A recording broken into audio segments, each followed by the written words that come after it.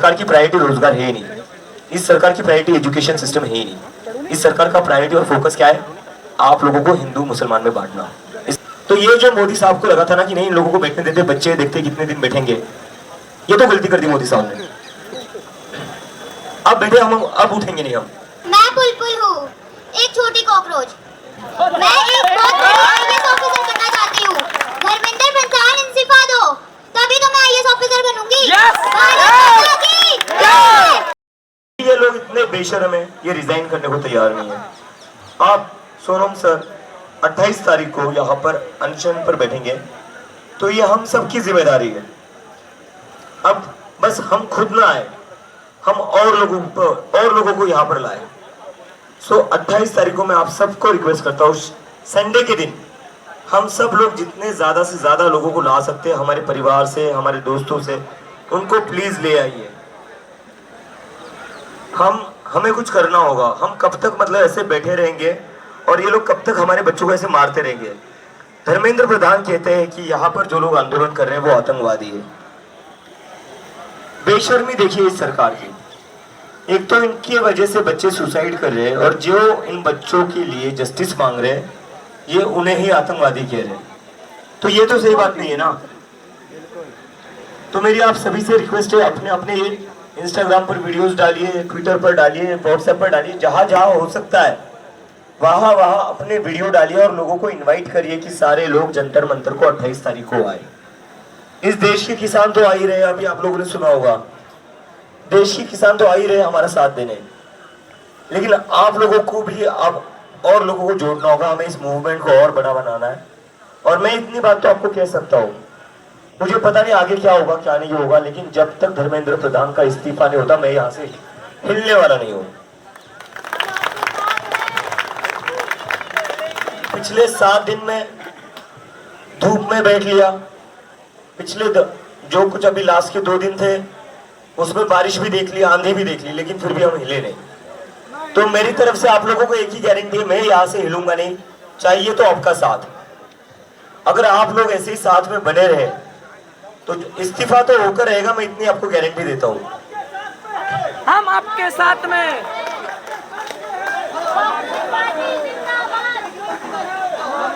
Thank you so much. तो मैं उम्मीद करता हूँ आप लोग ऐसे ही साथ बनाते रहेंगे, साथ देते रहेंगे। और सबसे बड़ी ये उम्मीद है, आज रात को घर को कोई वापस नहीं जाएगा, नहीं जाएगा ना? नहीं। अभी सोनम सर अनशन पर बैठेंगे तो ये प्रोटेस्ट और बड़ा होते जाने वाला है। ये प्रोटेस्ट अब छोटा नहीं होगा। मैं देख रहा हूँ हर रोज यहाँ पर पूरे देश से लोग आ रहे हैं। मैं जैसे ही सुबह उठता हूँ यहाँ पर 6-7 बजे कोई ना कोई भैया आ जाता है, वो भाई आ जाता है, वो कहता है कि मैं झारखंड से आया हूँ, कोई आ जाता है मैं भोपाल से आया हूँ, कोई कहता है मैं केरला से आया हूँ, कोई कहता है मैं उड़ीसा से आया हूँ। तो पूरे देश से लोग आ रहे हैं। जैसे जैसा एक एक दिन आगे बढ़ते जा रहा है ये आंदोलन तो बढ़ता जा रहा है। तो ये जो मोदी साहब को लगा था ना कि नहीं इन लोगों को बैठने देते, बच्चे देखते कितने दिन बैठेंगे, ये तो गलती कर दी मोदी साहब ने। अब बैठे हम, अब उठेंगे नहीं हम। और ऐसा बैठेंगे कि धर्मेंद्र प्रधान को उठाकर ही मानेंगे। देखते हैं कौन ज्यादा दिन जिद्दी रहता है, कौन कितना अड़े रहता है। हमें तो यहाँ हॉस्टल जैसा फील आ रहा है, मन लग गया है जंतर मंतर पर। सही में बताओ तो आप लोगों का मन लग रहा है या नहीं लग रहा है? मजा आ रहा है ना यार? सारे दोस्त बन गए, एक साथ मिलकर हम देश को सुधारने के लिए लगे हुए। इससे बढ़िया चीज क्या हो सकती है? कौन यहाँ पर एक दूसरे को जानता था? मैं तो 1-2 लोगों को छोड़कर यहाँ पर किसी को नहीं जानता था, लेकिन आज जब भी मैं सुबह उठता हूँ हर कोई मुझसे मिलने आता है, गले लगाता है। तो जो इस देश में नफरत फैलाई जा रही थी, जो इस देश में धर्म के नाम पर राजनीति की जा रही थी, जंतर मंतर से वो खत्म हो रही है। जंतर मंतर पर क्या हो रहा है?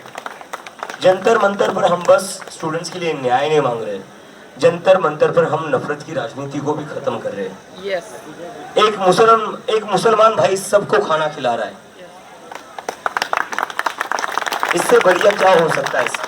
और वो भी एक सिख भाई के साथ मिलकर। तो कहीं ना कहीं हम इस देश में नफरत की तो राजनीति खत्म कर ही रहे हैं। और ये नफरत की राजनीति थी जिसके वजह से हमारे देश में बेरोजगारी बढ़ी है। जिसकी वजह से हमारे देश में पेपर लीक होते जा रहे हैं। क्यों? क्योंकि इस सरकार की प्रायोरिटी रोजगार है ही नहीं, इस सरकार की प्रायोरिटी एजुकेशन सिस्टम है ही नहीं। इस सरकार का प्रायोरिटी और फोकस क्या है? आप लोगों को हिंदू मुसलमान में बांटना। इससे होता क्या है? इनकी सीटें आ जाती है, आपके बच्चों को कॉलेज में सीट नहीं मिलेगी, इनकी इलेक्शन में सीटें आ जाएगी। यही होता है हिंदू मुसलमान की राजनीति से। तो मुझे लगता है ये प्रोटेस्ट से तो डर तो निकल गया है लोगों का। आज यहाँ पर जो भी इंसान आ रहा है ना, वो पूरे देश के लिए इंस्पिरेशन है, वो पूरे देश के लिए हीरो है। आपको देखकर और 10 लोग बाहर आएंगे। वरना सोचिए, आज से 5-7 साल पहले कोई हिम्मत करता जंतर मंतर पर यहाँ पर आने की? आप में से कितने लोग प्रोटेस्ट में पहली बार आ रहे हैं? हाथ ऊपर खड़े करके बता दीजिए। इसके पहले आप लोग किसी प्रोटेस्ट में गए थे? नहीं गए थे ना। आप लोग पहली बार आ रहे हो, सही बात है? बहुत सारे लोग पहली बार आ रहे हैं। मैं देख रहा हूँ कई सारी माँ अपने छोटे छोटे बच्चों को भी लेकर आ रही है, कई सारे पिता अपनी बेटियों को भी लेकर आ रहे हैं। तो एक बात तो क्लियर हो गई है, हमारे अंदर का डर खत्म हो गया है। खत्म हुआ है ना आंटी? खत्म हुआ है ना अंकल? किसी के अंदर डर बचा है अभी? डर नहीं होना चाहिए, हमारी डेमोक्रेसी है। अगर डेमोक्रेसी में भी डर डर कर जीना पड़े तो वो डेमोक्रेसी नहीं है, फिर वो अडोल्फ हिटलर वाली डिक्टेटरशिप है। तो किसी को भी डरना नहीं है सवाल पूछने से। सवाल पूछना गलत नहीं है, हम गलत चीजों के लिए सवाल नहीं कर रहे, हम जो सही है उसके लिए सवाल कर रहे हैं। जिन बच्चों की मौत हुई हम उनके लिए न्याय मांग रहे हैं। तो किसी को भी डरना नहीं है। सोचिए, हम लोग तो बस धूप में बैठे हुए हैं, हम लोग तो बस थोड़ी बहुत बारिश बर्दाश्त कर रहे हैं। कुछ परिवारों ने अपने बच्चे खो दिए, उनके लिए हम इतना तो सहन कर ही सकते हैं ना। कुछ दिन तो हम यहाँ बैठे रह सकते हैं ना, उनके लिए तो हम लड़ सकते हैं ना। अगर हम लड़ना बंद कर दे एक दूसरे के लिए, तो पावर में जो लोग बैठे ना, वो चाहते ही हम खत्म हो जाए। तो हमें एक दूसरे के लिए लड़ना सीखना होगा, और अभी उसकी शुरुआत हुई है। और मुझे पूरा यकीन है कि इसके बाद इस देश में किसी के साथ भी कुछ गलत होता है तो हर कोई एक दूसरे के लिए लड़ेगा, क्योंकि ये देश तभी बचेगा जब हम एक दूसरे के लिए खड़े होंगे। हमें एक दूसरे के लिए खड़े होने की बहुत ज्यादा जरूरत है, और जंतर मंतर से हमने दिखा दिया है कि अब हम भाई की तरह एक दूसरे के साथ खड़े रहेंगे, फिर चाहे सामने मोदी हो, अमित शाह हो, धर्मेंद्र हो और कोई भी हो। ठीक है? अच्छा, इनको कुछ कहना है? मैं बुलबुल हूँ, एक छोटी कॉकरोच। मैं एक बहुत बड़ी आईएएस ऑफिसर बनना चाहती हूँ। धर्मेंद्र प्रधान इस्तीफा दो, तभी तो मैं आईएएस ऑफिसर बनूंगी। भारत माता की जय! भारत माता की जय! भारत माता की जय! बेटा थैंक यू। अब कुछ कहना है? मेरा नाम अरमान शैफी है, मैं एक छोटा कॉकरोच। ओ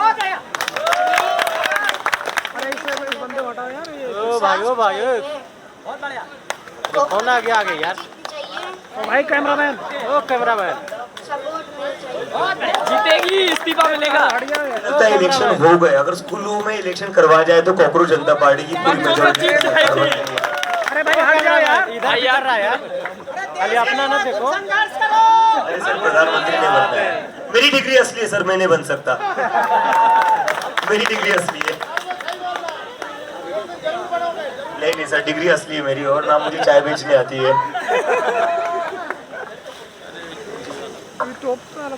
मेरा नाम पिच्चू आनंद है, आई एम म्यूजिक डायरेक्टर। मैं 3-4 दिन में कॉकरोच के लिए एक सॉन्ग बना के दूंगा फ्री ऑफ कॉस्ट। ये जंतर मंतर से 53 साल से देख रहा हूँ, मैं यहीं रहता हूँ। अच्छा, सबसे अच्छी बात तो ये जो डर जब निकल जाता है ना, तब बड़ा मजा आता है।